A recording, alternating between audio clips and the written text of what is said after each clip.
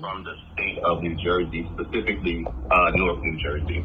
I did write down some comments because I wanted to be sensitive of the time, of course. But I'll say good day to everyone. Again, I'll introduce myself. My name is Bankston, and I work as the senior port and freight campaigner for Friends of the Earth, which is a national and international nonprofit, obviously focused on this type of work. As the senior ports and freight campaigner at Friends of the Earth Vessels Program, I direct organizing, coordination, and advocacy efforts, particularly in the Mid-Atlantic, Southeast, Northeast regions.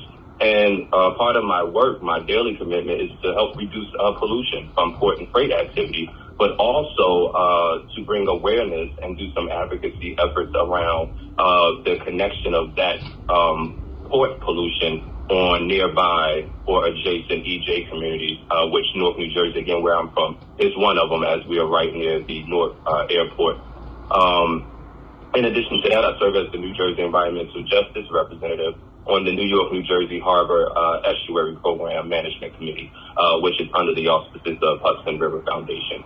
And so I am engaged today on this issue, not because of providing public comments as a part of my work as a climate or environmental justice professional. I think what's more important is that I'm a native of North New Jersey, an underserved and underburdened community that has been unflinchingly bullied by polluters for decades.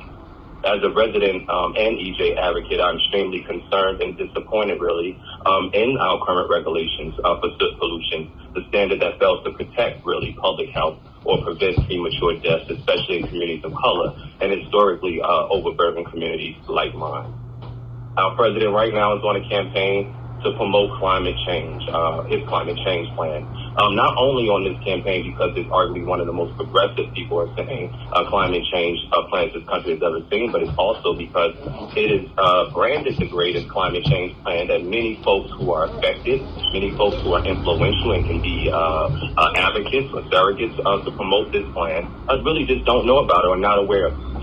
Nevertheless, a vast majority of voters want Biden administration to address climate change. Recent data that I had an opportunity to review suggests that as far as the voters that are strong on supporting climate change, there are even more voters who say reducing air and waste pollution is a top priority. And so now is not the time to continue, pretending that soot pollution isn't extremely dangerous or harmful to health and environment, or there's a price that we are willing to pay, and that is with black and brown lives for those who say that it's an economic challenge that the EPA should consider. On behalf of EJ communities up and down the East Coast and spread throughout the nation, we plead really with the Biden administration, the EPA, to embrace recommendation of their own scientific advisory panel. We want Biden to enact strongest possible standards to limit soot pollution. Our personal story in Essex County, where absenteeism of our students, I'm also the chairman of Parent University, is just too high.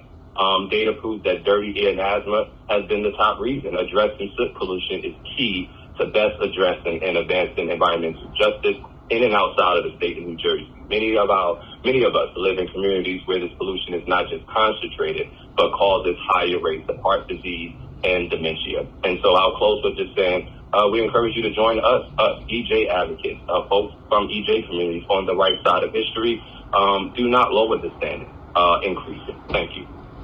Thank you, Terrence.